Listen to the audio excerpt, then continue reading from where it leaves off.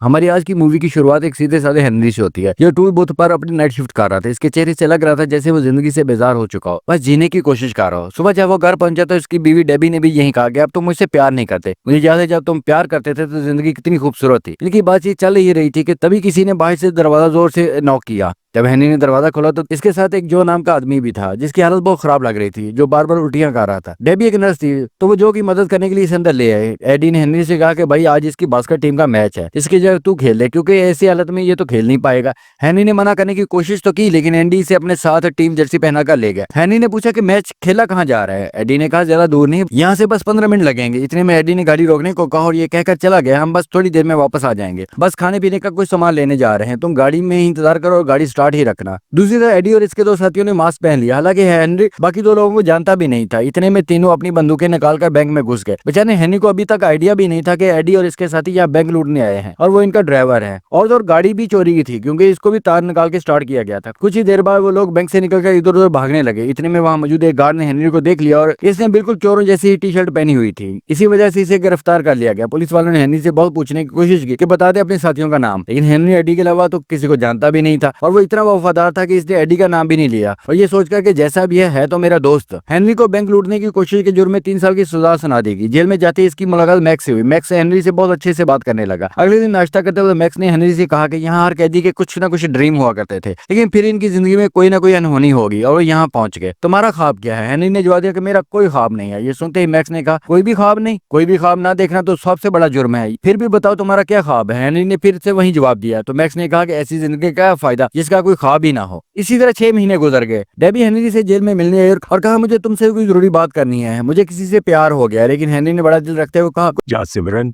जा जी ले अपनी जिंदगी।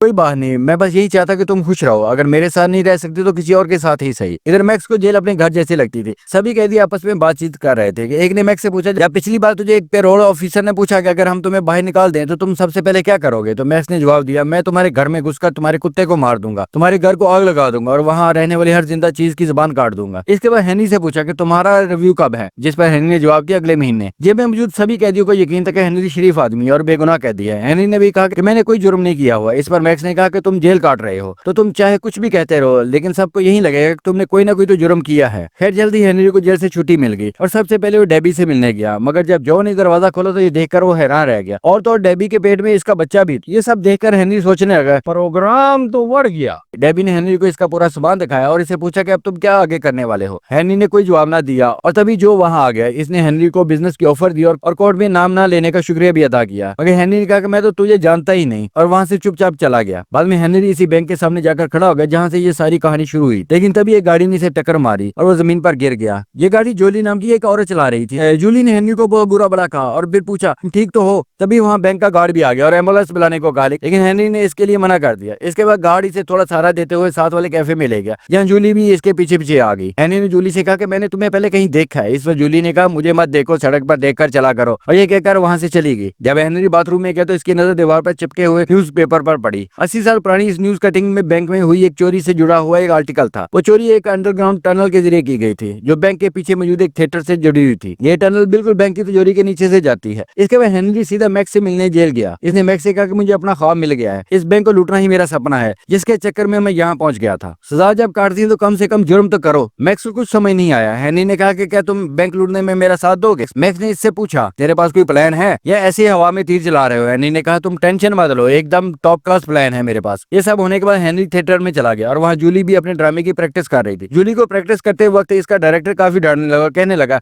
बसंती इन कुत्तों के सामने मत नाचना। जिसके बाद जूली गुस्से में काफी पीने चली गई। जाते जाते इसने हेनरी से कहा कि कहीं तुम मेरा पीछा तो नहीं कर रहे हैं? हेनरी ने मना कर दिया। इसके पीछे काफी शॉप तक चला गया। वहाँ काफी पीते पीते हेनरी जूली की एक्टिंग की तारीफ करने लगा। जूली ने हेनरी से कहा कि इस एक्सीडेंट की कंप्लेन करने के लिए तुम्हारा शुक्रिया। और दूसरी तरफ जेल में मैक्स भी पेरोल अप्लाई कर चुका था। कुछ सवाल पूछने के बाद इसे भी छुट्टी दे दी गई। हेनरी ने मैक्स को पहले ही समझा दिया था कि ऑफिसर के सामने कैसे पेश आना है। जब हेनरी से जेल के बाहर लेने आया तो मैक्स इसे पूछना तुम्हारी गाड़ी कहाँ है? हेनरी ने कहा मेरे पास कोई गाड़ी नहीं है। दरअसल हेनरी पैदल ही मैक्स को लेने आ गया था। इस पर मैक्स भड़क गया। वो किस पागल के चक्कर में बाहर आ गया है और चिल्लाने का मुझे अपने घर जाना है। लेकिन जब हेनरी ने अपना प्लान मैक्स को बताया तो मैक्स ने हैरान होते कहा कि तेरे चेहरे से नजर हटती नहीं। यही तुम्हारा प्लान है। बिल्कुल इसी तरीके से 80 साल पहले बैंक को लूटा गया था और तुम्हारे पास बंदूक शंदूक भी है कोई। लेकिन हेनरी ने इसके लिए भी मना कर दिया और ये कहते हो कि मैं किसी को नुकसान नहीं पहुंचाना चाहता। इस पर मैक्स ने कहा मेरे भाई तुम्हारा दिमाग खराब है। पिछली बार जब चोरी हुई इसके बाद ये भी तो हो सकता है कि बैंक वालों ने तिजोरी की लोकेशन बदल दी हो और अब वो इस टनल के ऊपर हो ही ना। इसका पता लगाने के लिए इन्हें बैंक जाना होगा। बैंक जाकर वो दोनों असिस्टेंट मैनेजर से मिले। इन्हें अंदर जाते हुए बैंक के गार्ड ने बड़े ध्यान से देखा। मैक्स ने बैंक के असिस्टेंट मैनेजर से बातें करते हुए बड़ी चालाकी से ये कंफर्म कर लिया कि जब से बैंक बनाया गया तब से इसकी तिजोरी को कभी भी इस जगह से हिलाया नहीं गया। इसे ये सब इतनी चालाकी से किया था कि मैनेजर को जरा भी शक न हुआ कि वो मुस्तकबिल के चोरों से बात कर रहा है। इसके बाद दोनों इस टनल की जांच करने के लिए थिएटर में गए। वहाँ जूली हेनरी को फिर से देखकर हैरान हो गई। इस बार मैक्स भी साथ है। इससे पहले जूली कुछ कहती, मैक्स बोल पड़ा, जब मैं जवान था तो मैंने यहाँ बहुत सारे प्ले किए हैं और हेनरी को यही दिखाने यहाँ लाया हूँ। आपको कोई इतराज ना हो तो मैं थिएटर को अंदर से देख लूँ। अंदर जाते हुए जूली ने मैक्स से पूछा कि वो कौन कौन से प्ले यहाँ कर चुके हैं। मैक्स ने सीधा शेक्सपियर को ही हाथ डाल दिया। फिर मैक्स ने कहा अगर बुरा ना लगे तो मैं थिएटर का कोना कोना देखना चाहता हूँ, जिसके लिए मैक्स को परमिशन भी मिल गई। मैक्स के जाते जूली ने हेनरी से पूछा ये बुड्ढा तुम्हारा बाप लगता है? नहीं नहीं, अच्छा दोस्त है सिर्फ। दूसरी तरफ थिएटर का एक स्टाफ मैक्स को थिएटर दिखाते हुए टनल वाले दरवाजे के पास ले गया। मैक्स इसका जायजा लेने लगा। दूसरी तरफ जब जूली ने हेनरी से सवाल किया कि तुम क्या करते हो तो इसने सीधा सीधा बता दिया कि मैं हाल ही में जेल से छूटा हूँ, अभी तो कुछ नहीं करता। जूली चौंक गई। जेल में क्यों गए थे? तुमने कोई कत्ल वगैरह तो नहीं किया? जिस पर हेनरी ने कहा एक लंबी कहानी है, फिर कभी सुनाऊंगा। इसके बाद उन्होंने आज शाम को डिनर पर मिलने का प्रोग्राम बनाया।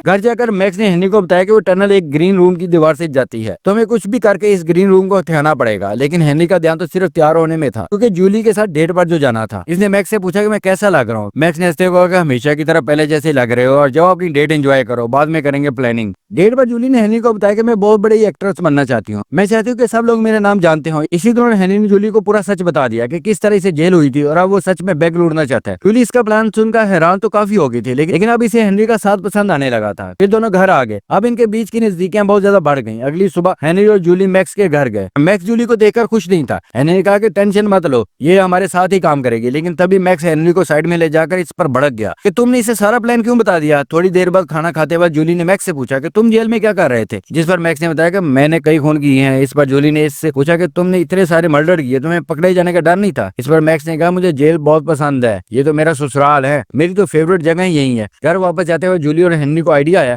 कि क्यों ना हम इसे थिएटर में ऑडिशंस रख ले, इससे हमें ज्यादा वक्त थिएटर में रुकने को मिलेगा। लेकिन कुछ देर बाद मैक्स को आइडिया आया कि क्यों ना जिस एक्ट्रेस का वो ग्रीन रूम है इसको निकालकर हेनरी को रोल दे दिया जाए, फिर हम आराम से खुदाई करते रहेंगे, किसी को कुछ पता नहीं चलेगा। इस पर हेनरी कहा मुझे एक्टिंग नहीं आती, लेकिन मैक्स ने इसे पूरा मक्खन लगा दिया। अबे शक्ल देख अपनी, नेचुरल एक्टर है, तुमसे बढ़िया तो कोई कर ही नहीं पाएगा, वैसे भी ये तो लीड रोल है। कुछ देर बाद वो एक्टर खुद बहुत प्ले छोड़कर चला गया। ये कहकर इसे बहुत बड़ी पिक्चर मिल गई है, लेकिन असल में मैक्स ने इसे बेवकूफ बनाया था। जब ये बात जूली को पता चली तो वो बहुत गुस्सा हो गई।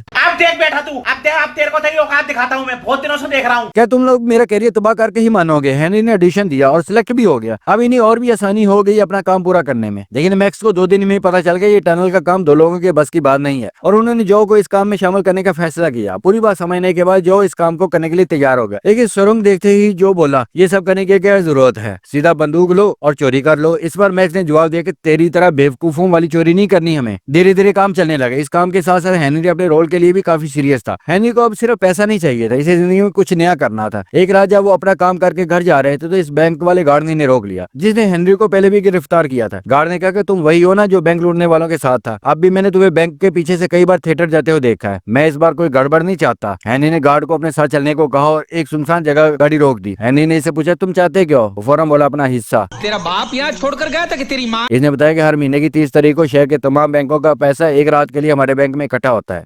आए मजे आए। और यही सही वक्त है चोरी का। इस काम के लिए बैंक के अंदर से अलार्म सिस्टम को बंद करने और सही वक्त का बताऊंगा अगर मेरा हिस्सा देते हो। सब मान गए। अगले दिन ड्रामे की प्रैक्टिस के दौरान डायरेक्टर ने जूली को बुरी तरह डांटा। तुमने कभी किसी से प्यार नहीं किया और ना ही कभी दिल टूटा, इसलिए सीन में इमोशंस नहीं आ रहे, इस तरह तुम अच्छी एक्ट्रेस नहीं बन पाओगे। फिर 5 मिनट का ब्रेक हो गया। जूली बाथरूम में जाकर रोने लगी। हेनरी ने आके पूछा ठीक हो? जूली फूट फूट कर रोने लगी। हाँ, मुझे प्यार नहीं हुआ तो क्या करूं, मर जाऊं? एक्ट्रेस तो मुझे बनना है। हेनरी ने कहा कि तुम प्यार करती हो मुझसे, बस तुम्हें पता नहीं है। और मुझे यकीन है कि तुम बहुत बड़ी एक्ट्रेस बनोगी। फिर दोनों ने आगे बढ़कर एक दूसरे को किस किया। रात को मैक्स और हेनरी चोरी का प्लान तैयार कर रहे थे। अचानक दरवाजे पर नॉक हुआ। हेनरी ने जैसे दरवाजा खोला तो उसने देखा कि जो और एडी खड़े थे। जो को देखकर ऐसा लग रहा था जैसे इसकी अच्छी खासी धुलाई की गई हो। एडी ने कहा, जो ने मुझे सब कुछ बता दिया है, अब मैं भी तुम्हारे प्लान में शामिल हूँ। लेकिन मैक्स को एडी बिल्कुल पसंद नहीं आया। इसने हेनरी से पूछा, कौन है ये नमूना? एडी कहने लगा, मुझे सब कुछ पता है, इसलिए अब तुम्हारे पास कोई चारा नहीं है। मैक्स ने दोबारा पूछा, कोई मुझे बताएगा ये उल्लू का पट्टा कौन है? इस पर एडी तलमला का कहने लगा, मैं इस प्लान में इन हूँ और तुम आउट। मैक्स ने इसे सीधे तौर पर वहां से जाने के लिए कहा, लेकिन एडी ने मैक्स को दोबारा से बुढ़ा कहकर चिढ़ाया। इस बार मैक्स को गुस्सा आ गया तो वो एडी की तरफ इसे मारने के लिए लपका, लेकिन हेनरी ने जैसे तैसे बीच बचाव किया। अगले दिन मैक्स और हेनरी थिएटर गए तो इन्हें पता चला कि इनका शो बस कुछ ही दिन में हो जाएगा और इस बात से वो दोनों परेशान हो गए। हेनरी ने कहा कि मुझे नहीं लगता कि अब हम चोरी कर पाएंगे। दरअसल वो जूली से प्यार करने लगा था। चोरी करके इन्हें यहाँ से भागना पड़ेगा, लेकिन वो जूली से दूर नहीं जाना चाहता था। मैक्स ने हेनरी को पकड़ कहा, तुमने मुझे जेल से बाहर बुलाया और अपनी मदद के लिए, और अब तुम इस काम से मना कर रहे हो। मैंने सारी जिंदगी बस बातें करके निकाली हैं। मैं बहुत दिनों से जेल में बंद था, अब मैं बाहर आया हूँ तो कोई ना कोई काट करके ही जाऊंगा। रात को हेनरी और जूली एक दूसरे से मिले। हेनरी ने जूली को बताया कि हमें ड्रामे के पहले ही दिन बैंक को लूटना होगा और फिर मैं यहाँ से भागकर कैलिफोर्निया चला जाऊंगा। तुम्हें भी हॉलीवुड में काम करे तो वहीं मिलोगी मुझसे। मगर ये सुनते जूली का गुस्सा फूट पड़ा। इसने कहा, अगर जाना ही था तो मुझे प्यार का यकीन क्यों दिलाया?